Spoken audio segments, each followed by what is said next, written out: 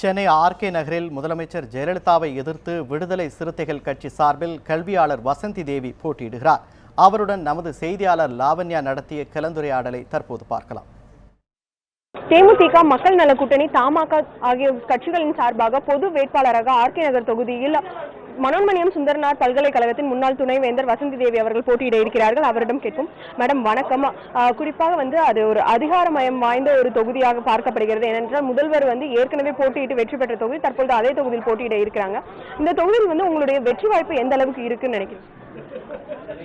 தேர்தல் களத்தில் இறங்குற யாருமே வெற்றி வாய்ப்பு இல்லைங்கிற ஒரு எண்ணத்தில் இறங்குவது கிடையாது. வெற்றி வாய்ப்பை மட்டுமே மனதிலே கொண்டும் நான் இந்த தேர்தல் களத்தில் இறங்கவில்லை.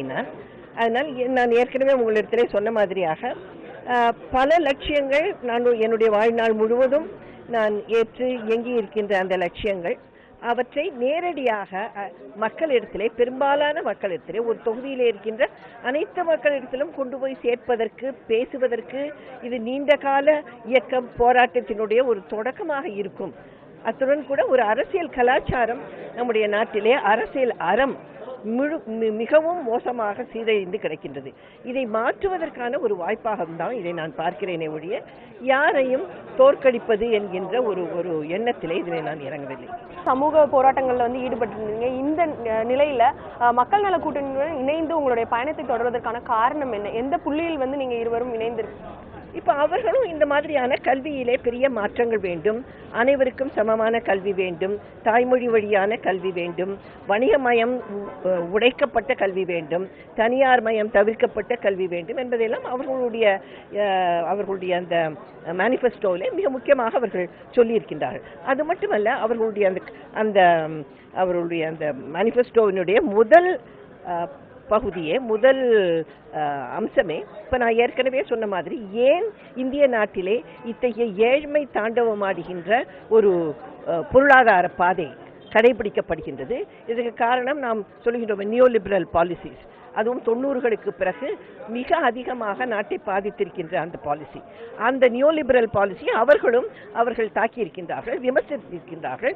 இது மாற வேண்டும். இன்னைக்கு அடித்தட்டு மக்கள்னு எடுத்துக்கிட்டீங்கன்னா விவசாயமே நாசமடைந்து கிடக்கின்றது. இன்னைக்கு நாட்டிலேயும் சரி, தமிழ்நாட்டிலேயும் சரி, விவசாயிகள் மிக பெரும்பாலானோர் இன்றைக்கு பலர் இன்றைக்கு தற்கொலை செய்து கொண்டிருக்கிறார்கள். விவசாயம் எப்படி வளர்வது, விவசாயத்தின் பக்கம் எப்படி வளர்ச்சியினுடைய கண்ணோட்டத்தை திருப்புவது, இதை பற்றியெல்லாம் பேசணும். அப்புறம் எல்லா தொழில்களும் நசிந்து போய் கிடைக்கின்றன. பெண்களுக்கு வேலை வாய்ப்புகள், யாருக்குமே வேலை வாய்ப்புகள் கிடையாது. ஜாப்லெஸ் growth சொல்றமே, அந்த வேலை வாய்ப்புகளே அற்ற ஒரு வளர்ச்சியை தான் நாம் கடைபிடித்துக் கொண்டு வருகிறோம். இது மாறணும்னு சொன்னா எல்லாருக்கும் லட்சக்கணக்கான வேலைகள் உருவாகணும். அதையெல்லாம் பற்றி பேச வேண்டும். இதெல்லாம் இல்லாமல் மேலே இருக்கிறவர்கள், அரசும் ஆட்சி செலுத்துகின்ற அதிகார வர்க்கங்களும் நமக்கு ஏதோ ஒரு பாதையை வகுத்து கொடுக்குறாங்க, அது பின்னால நம்ம போய்கிட்டே இருக்கிறோம் என்கின்ற ஒரு நிலைக்குத்தான் நம்முடைய ஜனநாயகம் இன்றைக்கு தள்ளப்பட்டிருக்கிறது. இது மிகவும் வேதனையான ஒன்று.